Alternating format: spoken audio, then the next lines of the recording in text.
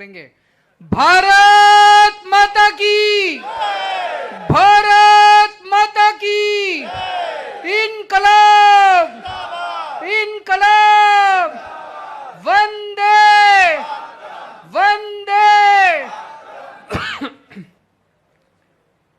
आज जामनगर के कोने कोने से आए हुए मेरे प्यारे व्यापारी भाइयों बहनों, सभी माताओं बुजुर्गों, सभी बच्चों, सब लोगों को मेरा नमस्कार, हाथ जोड़ के सबको मेरा प्रणाम। मीडिया वालों को भी तहे दिल से बहुत बहुत शुक्रिया, मीडिया वालों को भी प्रणाम। सबसे पहले आप सब लोगों का तहे दिल से शुक्रिया अदा करता हूं। आप में से मुझे पता चला कई लोगों को डराया गया, धमकाया गया, उसके बावजूद भी आप लोग हिम्मत करके मुझसे मिलने के लिए आए। मैं तहे दिल से आप सबका बहुत बहुत आभारी हूं। दोस्तों, देश को आज़ाद हुए 75 साल हो गए। हमारा देश, पूरा देश इस टाइम 75 साल मना रहा है, चारों तरफ सेलिब्रेशन चल रहे हैं। देश उसमें देशभक्ति में डूबा हुआ है। 75 साल में हमने बहुत कुछ पाया, लेकिन ये वक्त सोचने का भी है।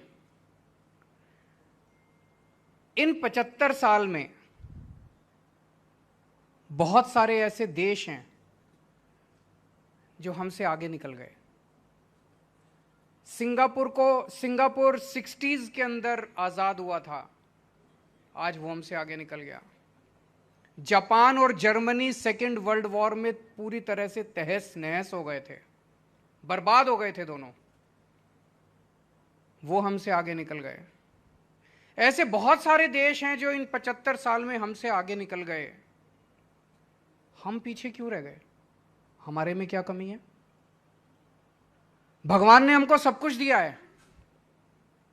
भगवान ने, मैं हमेशा कहता हूं, जब पृथ्वी की रचना की तो भगवान ने सबसे खूबसूरत और सबसे अच्छी जगह भारत को बनाया। हमें पहाड़, नदियां, जड़ी बूटी, फसलें, मिनरल्स, सब कुछ दिया, समुद्र, सब कुछ दिया। क्या नहीं दिया भगवान ने? कोई कमी नहीं छोड़ी भगवान ने अपनी तरफ से।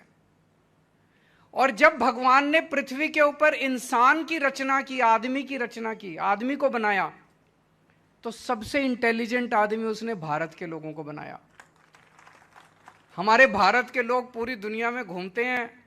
आप जितनी मल्टीनेशनल कंपनीज हैं, बड़ी बड़ी कंपनीज हैं, उठा के देख लो, सबके टॉप के ऊपर आपको इंडियन बैठा हुआ मिलेगा। फिर हमारा देश पीछे क्यों रह गया?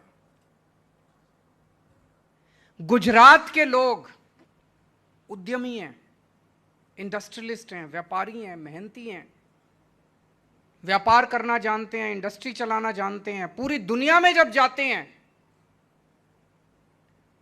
तो देश का नाम रोशन करते हैं गुजरात के लोग। लेकिन जब अपने देश में आते हैं, गुजरात में आते हैं, तो उनको कहा जाता है खबरदार केजरीवाल की मीटिंग में गए तो। इसलिए हमारा देश पीछे रह गया। हम आपस में लड़ते रह गए, हम गंदी राजनीति का हिस्सा बन के रह गए। अगर इन्हीं लोगों के भरोसे देश छोड़ दिया तो दोस्तों 75 साल और पीछे रह जाएंगे। अब जरूरत है, देश के लोगों को खड़ा होना पड़ेगा। 130 करोड़ लोगों को खड़ा होना पड़ेगा। इस देश को लोग आगे लेके जाएंगे, नेता और पार्टियां आगे लेके नहीं जाएंगी। हमारे पास बेस्ट इंजीनियर हैं, बेस्ट डॉक्टर हैं, बेस्ट बिजनेसमैन हैं, बेस्ट किसान हैं, बेस्ट प्रोफेशनल्स हैं, बेस्ट वकील हैं, बेस्ट डॉक्टर हैं। फिर भी हम पीछे क्यों हैं? इसलिए कि हमारे देश की राजनीति बहुत खराब है। इस राजनीति को ठीक करना पड़ेगा। दिल्ली के अंदर हम लोगों ने 5 साल के अंदर, पहले मैं भी एक आम आदमी हूं, मैं कभी जिंदगी में नहीं सोचता था मैं राजनीति में आऊंगा। किस्मत ने ऐसा पलटा खाया कि लोगों का प्यार मिला, किस्मत पलटी और दिल्ली का मुख्यमंत्री बन गया। पहले मैं सोचता था कि कुछ ज्यादा ही मुश्किल होता होगा सरकार चलाना, जो समस्याएं समाधान नहीं हो रहा।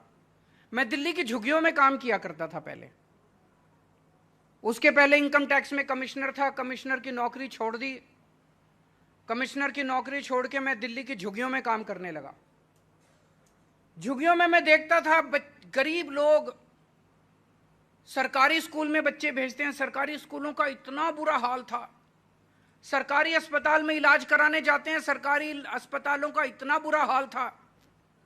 मुझे लगता था यार 70 साल हो गए देश को आजाद हुए, ये सरकारें बेचारी कोशिश तो कर रही हैं, हो नहीं पा रहा होगा इनसे। जब दिल्ली में हमारी सरकार बनी, हमने 5 साल में सरकारी स्कूल ठीक कर दिया। अभी पूजा जी बोल रही थी, दिल्ली के सरकारी स्कूल 5 साल में इतने शानदार कर दिए, दिल्ली के सरकारी अस्पताल 5 साल में इतने शानदार कर दिए। सरकारी अस्पताल, आजकल दिल्ली में लोग फोर्टिस में और मैक्स में नहीं जाते, सरकारी अस्पताल में जाते हैं अपना इलाज कराने के लिए। तो फिर मेरे को लगने लगा यार ये तो धोखा हो गया देश के साथ। हो तो सकता था, स्कूल भी ठीक हो सकते थे, अस्पताल भी ठीक हो सकते थे, व्यापार भी ठीक हो सकता था, इंडस्ट्री भी ठीक हो सकती थी, सड़कें भी बन सकती थी, बिजली भी ठीक हो सकती थी, पानी भी ठीक हो सकता था। 70 साल में इन्होंने धोखा दिया हम लोगों को, 70 साल में इन लोगों ने जानबूझ के हमें पिछड़ा रखा है। देश आगे बढ़ सकता है दोस्तों, ये गंदी राजनीति खत्म करनी पड़ेगी। बताइए, मैं अगर आपसे जामनगर मिलने आ रहा हूं, मैं कोई आतंकवादी हूं? मैं दिल्ली से चल के आ रहा हूं, यार एक कप चाय पिला दो, बस यही तो चाह रहा हूं मैं, और तो कुछ नहीं मांग रहा। और मैं पाटिल साहब से, सीएम साहब से निवेदन करूंगा, आप भी आइए ना इस मीटिंग में, बैठ के बात करते हैं, चर्चा करते हैं। गुजरात की संस्कृति तो यही है, गुजरात की संस्कृति ये थोड़ी है कि जीएसटी के अफसरों को फोन कर करके धमकाओगे, खबरदार कोई केजरीवाल की अरे मैं कोई चोरी करके थोड़ी ले जा रहा हूं यार, कुछ धमकाने की क्या जरूरत है। और मैं गुजरात के सीएम साहब को आज आमंत्रित करता हूं, आप आइए दिल्ली में मीटिंग कीजिए, मैं आप किसी को नहीं धमकाऊंगा, सबको भेजूंगा आपकी मीटिंग में, कि सुन के तो आओ। हो सकता है सीएम साहब गुजरात से जाके दिल्ली में कोई अच्छी बात कहें। अच्छी बातों के आदान प्रदान में क्यों रोक लगाई जाती है? इस देश के अंदर अगर कोई आ रहे हैं जा रहे हैं, क्यों? मेरे को 1 साल पहले सूरत के कुछ व्यापारियों ने बुलाया, सूरत की एक एसोसिएशन ने बुलाया, मैंने कहा हाँ मैं आऊंगा, मैंने इनविटेशन स्वीकार कर लिया। जाने के 24 घंटे पहले उनका फोन आया कि सर प्लीज माफ कर दीजिए, हमें धमकी आ रही है कि अगर तुमने इनको बुलाया तो वो जिस हॉल में होना था हॉल की बुकिंग कैंसिल कर दी इन लोगों ने। अब मैं राजकोट में गया टाउन हॉल करने के लिए, हमारी बड़ा अच्छा आदान प्रदान हुआ, जैसे आज आदान प्रदान हुआ हमारा। मैंने बहुत सारी चीजें सारी लिखी, मैं सब, पूजा जी ने बोला, विशाल जी ने बोला, जडेजा चेतन जी ने बोला, कई सारी चीजें मैं लिख रहा था सब लोगों के। तो ये विचारों के आदान प्रदान से ही तो आगे बढ़ेंगे, ऐसे रोकने से थोड़ी आगे बढ़ेंगे। मैं राजकोट में गया, वहां पे बहुत अच्छा बताते हैं कि मेरी मीटिंग के बाद बड़ा तंग किया इन्होंने व्यापारियों को। आज मैं यहां आ रहा था, जाने के पहले ही इन्होंने धमकियां देनी चालू कर दी कि खबरदार जो केजरीवाल की मीटिंग में गए। ये तो सही नहीं है, ये गुजरात की संस्कृति नहीं है। मैं इनसे निवेदन करूंगा हाथ जोड़ के, बीजेपी वालों से, ऐसे नहीं करना चाहिए, ये सही नहीं है। आज मैं आपके बीच में, अक्सर क्या होता है, चुनाव के पहले पार्टियां आती हैं, पार्टियों को व्यापारी चुनाव के पहले ही याद आते हैं, क्योंकि डोनेशन लेना होता है कि नहीं होता?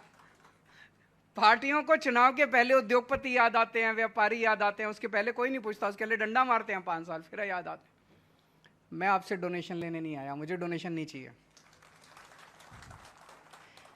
मैं आज आपको सबको, गुजरात के व्यापारियों को, गुजरात के उद्योगपतियों को, गुजरात के विकास में पार्टनर बनाने के लिए आया हूं। आम आदमी पार्टी की सरकार बनेगी तो आपको पार्टनर की तरह ट्रीट किया जाएगा। हुक्म आप देंगे, सरकार उस हुक्म को लागू करेगी।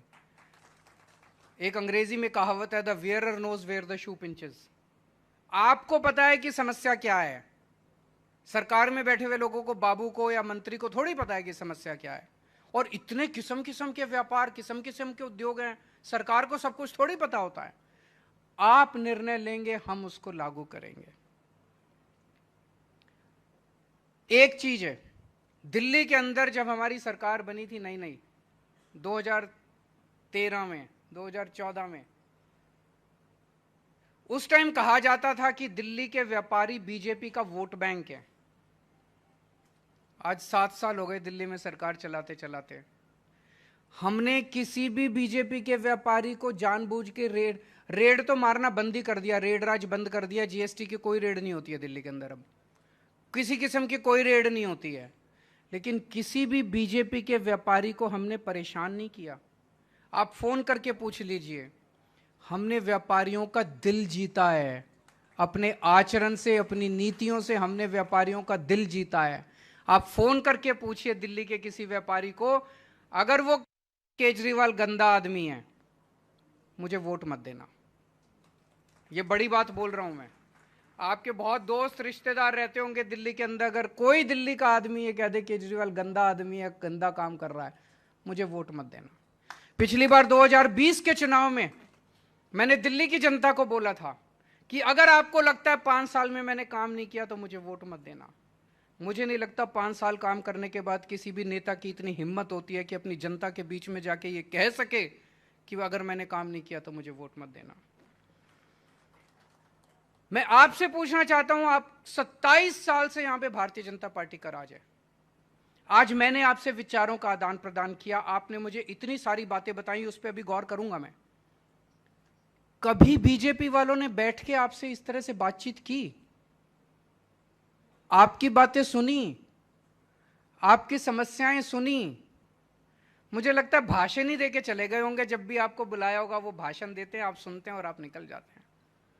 ये सुनना बहुत जरूरी है। जनतंत्र है, जनता का शासन है, जनता की समस्याएं सुनेंगे नहीं तो पता कैसे चलेगा। अभी लट्ठा कांड हुआ,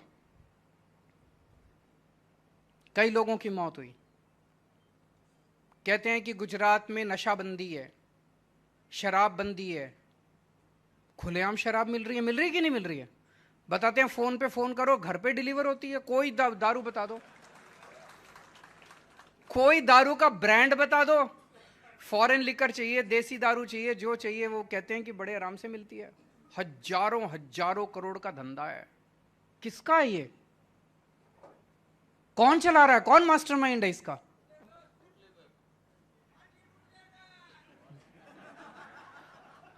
सबको पता है, सबको पता है। अब जब ये लट्ठा कांड हुआ, कई लोगों की मौत हुई, कई लोग अस्पताल में एडमिट थे। मैं उनसे मिलने के लिए गया, उनसे पूछा मैंने कहा कि कहां से आई शराब? कहते हैं सर रोज आती है। मैंने कहा छुप के देके जाता? कहता नहीं, खुलेआम गांव में बिकती है, रोज आती है, रोज गांव में बिकती है। खुलेआम दारू बिक रही है तो ऐसा तो नहीं पता, हो सकता है कि सरकार को नहीं पता। सरकार को तो पता है। इसका मतलब पुलिस प्रशासन की मर्जी से चल रहा है, प्रशासन की भागीदारी से चल रहा है। मैं उनसे मिलने के लिए गया अस्पताल में, दिल्ली का मुख्यमंत्री, गुजरात के मुख्यमंत्री उनसे मिलने के लिए नहीं गए, पाटिल साहब उनसे मिलने के लिए नहीं गए। हर चीज तो वोट के तराजू में नहीं तोलनी चाहिए ना, इंसानियत भी तो कुछ होती है।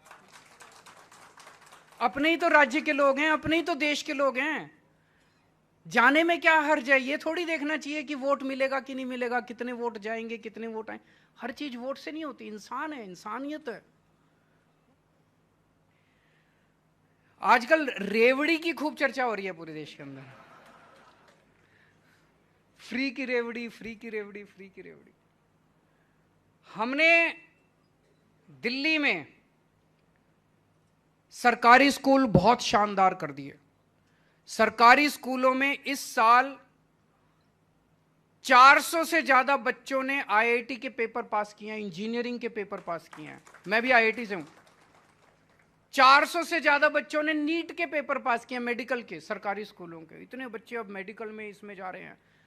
इतने बच्चे शानदार अंग्रेजी बोलने लगे हैं।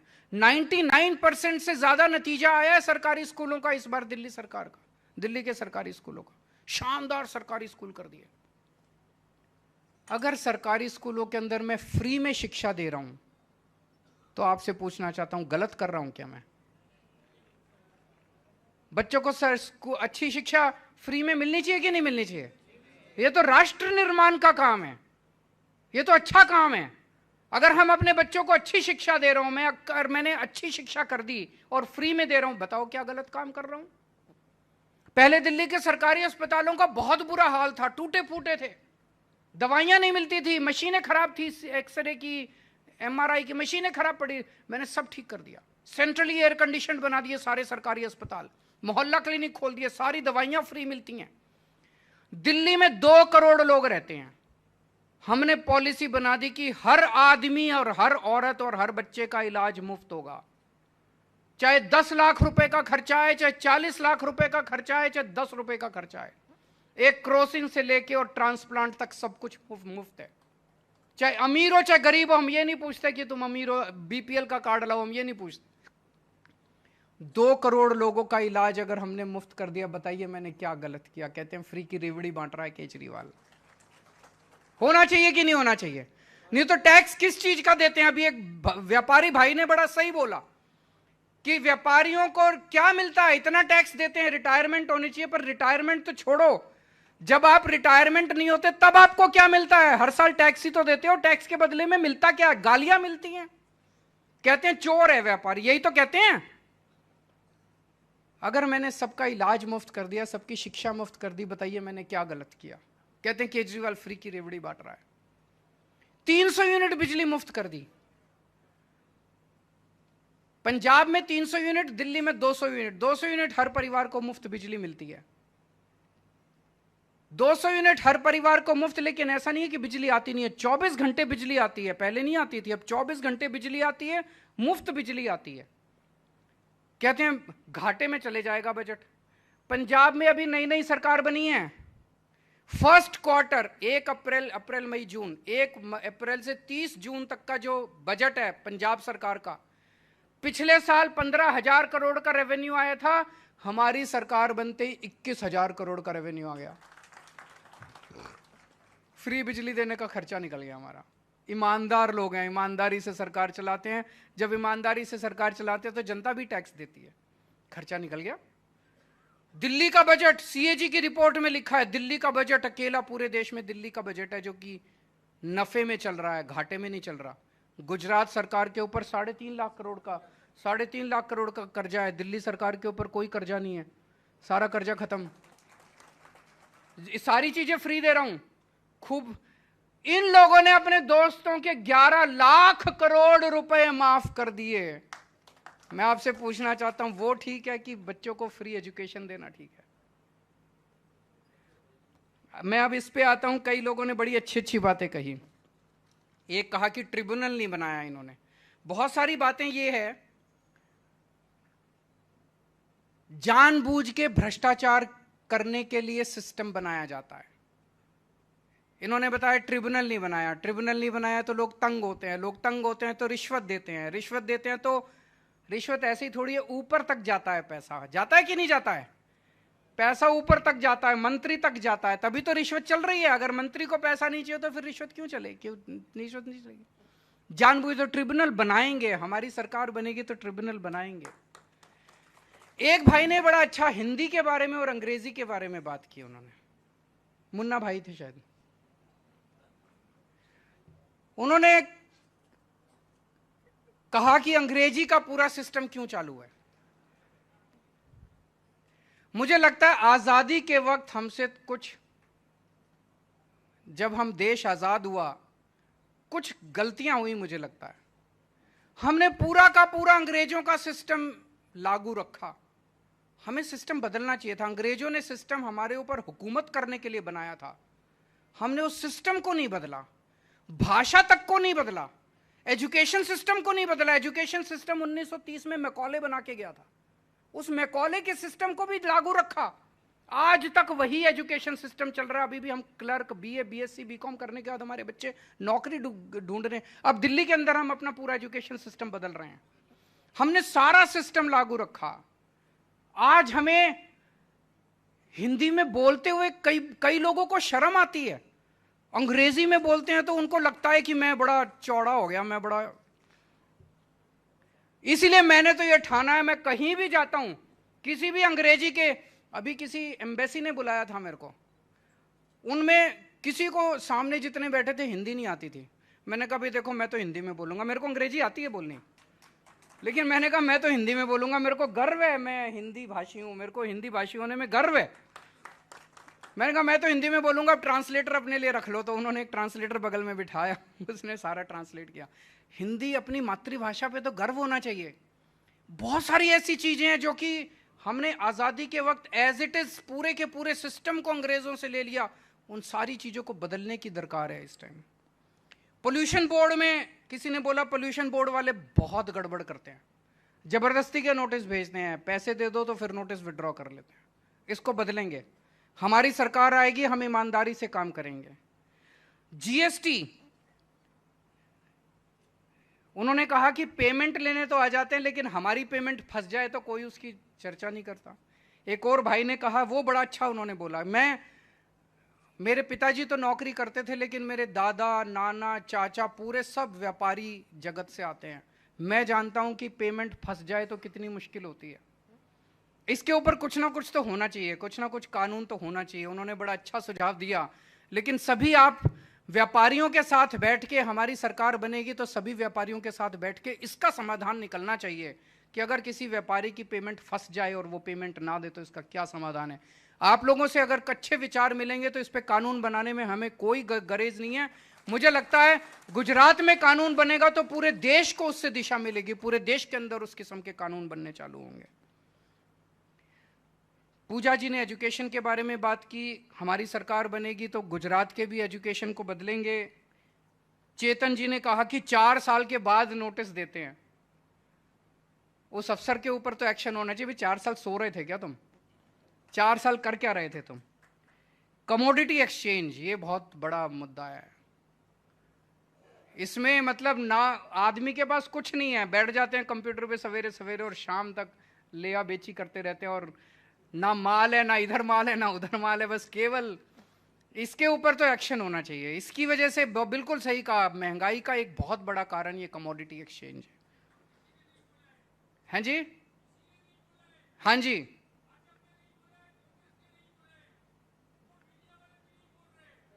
लेकिन एक्शन नहीं ले रहे। बिल्कुल बिल्कुल, मैं सहमत हूं आपसे। जीआईडीसी एक्टिव नहीं है, जीआईडीसी को एक्टिव किया जाएगा। एक जीएसटी के ऊपर आया था कि हमें पता ही नहीं कि कौन सी स्लैब में हमारा सामान आता है। जब हमने राजकोट में अभी वो व्यापारियों की एक बड़ा अच्छा सुझाव आया, उन्होंने कहा कि अगर हम अपने जीएसटी के डिपार्टमेंट में कुछ लोगों को बिठा दें और जो जो लोगों की समस्याएं हों अगर वो वहां पे आके और उनसे पूछें तो उनसे काफी समाधान मिल जाएगा। ये मैं दिल्ली में भी लागू करने की कोशिश करूंगा और गुजरात में सरकार बनेगी तो गुजरात, फिर आप आइए वहां पे, उनसे पूछिए, वो जो आपको कहते हैं वो आप उसी के हिसाब से आप अपना कर सकते हैं काम। आज मैं व्यापारियों के बीच में 5 किस्म की गारंटी देके जा रहा हूं व्यापारियों को। मैंने एक ये नया शब्द दे भारत की राजनीति में शुरू किया, गारंटी, क्योंकि ये कभी कोई कहता है घोषणा पत्र, कोई कहता है मैनिफेस्टो, और फिर चुनाव के बाद कहते हैं कौन सा घोषणा पत्र कौन सा मैनिफेस्टो, हमने तो जुमला किया था। तो हमने कहा गारंटी, केजरीवाल की गारंटी, जैसे होता था ना फेविकोल का जोड़ है ये टूटेगा नहीं, तो केजरीवाल की गारंटी है ये कभी टूटेगी नहीं। और गारंटी इसलिए कि मार्केट में जाते हो आप, टीवी खरीद के लाते हो, अगर गारंटी मिलती है, अगर टीवी गड़बड़ निकल आए तो वापसी की गारंटी। हम भी गारंटी दे रहे हैं कि अगर हम अपनी बातें पूरी ना करें, अगली बार धक्के मार के हमें बाहर निकाल देना, अगली बार वोट मत देना, वोट मांगने नहीं आएंगे अगली बार हम। पहली गारंटी, ये डर का माहौल खत्म करेंगे। आप जिस मर्जी पार्टी से हो, जिस पार्टी से हो, जहां जाना चाहो, कल केजरीवाल की मीटिंग में जाना चाहो, पाटिल साहब की मीटिंग में जाना चाहो, किसी की मीटिंग में जाना चाहो, आप फ्री हो जाने के लिए। यार ये डर का माहौल खत्म करेंगे, निडरता के साथ आप अपना काम कीजिए। दूसरी गारंटी, व्यापारियों को इज्जत देंगे। व्यापारी पैसा कमा लेता है, इज्जत का भूखा होता है, उसको कोई सरकार इज्जत नहीं देती। मैं इनकम टैक्स में होता था, पहले इनकम टैक्स में कमिश्नर की नौकरी करता था। एक माहौल पूरे देश में ऐसे बना दिया गया है कि व्यापारी तो चोरी करता है, व्यापारी सबसे ज्यादा मेहनत करता है, 24 घंटे मेहनत करता है, खून पसीना बहाता है, उसके बाद टैक्स देता है, उसके बाद दान पुण्य करता है, उसके बाद व्यापारी सबसे ज्यादा मेहनत करता है। व्यापारी को इज्जत देंगे, उद्योगपतियों को इज्जत देंगे। तीसरी बात, रेड राज बंद करेंगे, कोई रेड नहीं होगी इसके बाद। ये मैं दिल्ली के अपने एक्सपीरियंस से बता रहा हूं। जब हमने दिल्ली में नई नई सरकार बनाई, हमने कहा कोई रेड नहीं होगी। कई सारे हमारे अफसर आए, सर ये ऐसे तो ये व्यापारी चोरी करना चालू कर देंगे। मैंने कहा भरोसा रखो, व्यापारियों पे भरोसा रखो, सब देंगे पैसा। आप यकीन नहीं करोगे, जब हमारी सरकार बनी थी 30,000 करोड़ का दिल्ली का टोटल रेवेन्यू था।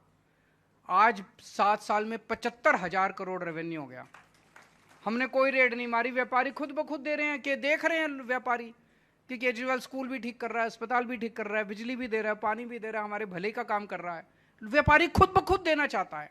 वो कहता है यार तुम अपने दफ्तर में बैठो, मेरे को तंग मत करो। बस एक ही शर्त होती है व्यापारी की, मेरे को तंग मत करो। रेड राज बंद करेंगे, भ्रष्टाचार बंद करेंगे। और दिल्ली में हमने एक नई किस्म की योजना, पूरी दुनिया में, वो पूरे दुनिया में केवल दिल्ली में है, हमने शुरू की है door step delivery of services. इसका मतलब है जैसे आप पिज्जा ऑर्डर करते हो, कैसे करते हो? एक फोन नंबर होता है, उस पर आप फोन करते हो, बोलते हो मेरे को फलाना फलाना पिज्जा चाहिए, आधे घंटे के अंदर आपका पिज्जा आपके घर में आ जाता है। ऐसे ही अब दिल्ली सरकार के अंदर अगर आपको कोई काम कराना हो तो आपको दिल्ली सरकार के दफ्तर में जाने की जरूरत नहीं है। आपको एक फोन नंबर दे दिया हम लोगों ने, दिल्ली के लोगों को हमने फोन नंबर दे दिया, 1076 है शायद, 1076 है। दिल्ली में जाओ तो वहां काम करता है, यहां पे काम नहीं करेगा।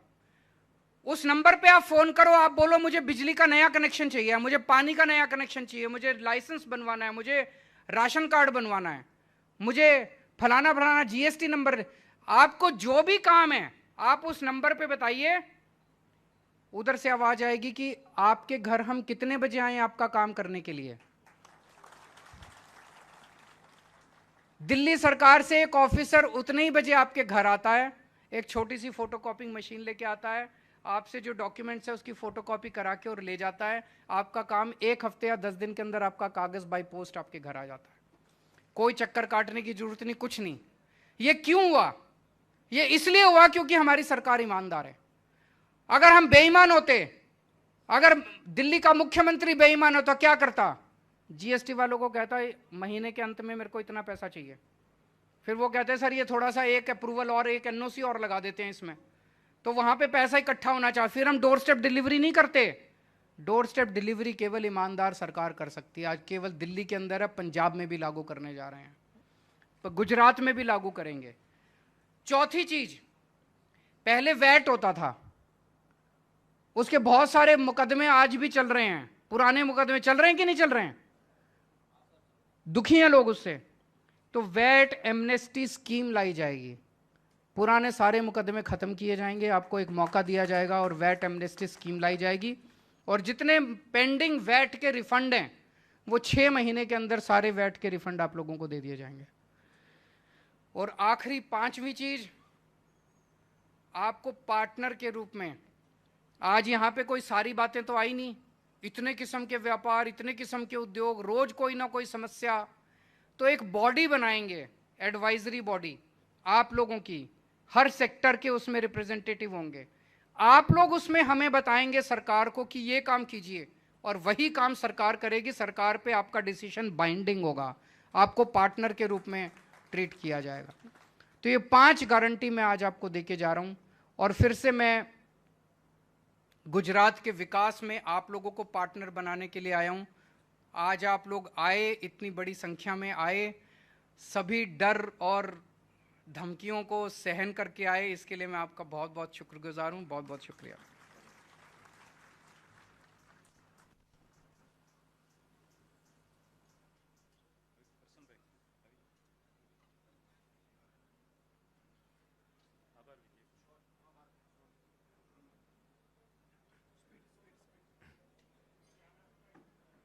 આજના વેપારીઓ સાથેના સીધા સંવાદની અંદર સમગ્ર દેશના લોકપ્રિય મુખ્યમંત્રી, યશસ્વી મુખ્યમંત્રી એવા માનનીય અરવિંદજી કેજરીવાલ સાહેબ, એવા જ આપણા પ્રદેશના અધ્યક્ષ ગોપાલભાઈ ઇટાલિયા, આપણા એવા જ નેતા ઈસુદાનભાઈ ગઢવી, અનિલ રાજ્યગુરુ સાહેબ, તેમજ યુવરાજસિંહ અને અહીંયા ઉપસ્થિત તમામ મીડિયા અને જામનગરના તમામ પ્રતિષ્ઠિત આગેવાનો, વેપારીઓ તેમજ ઉપસ્થિત તમામ અમારા પાર્ટીના જે વ્યવસ્થાના ભાગરૂપે જે કાર્યકર્તાઓ ઉપસ્થિત રહ્યા છે એવા તમામ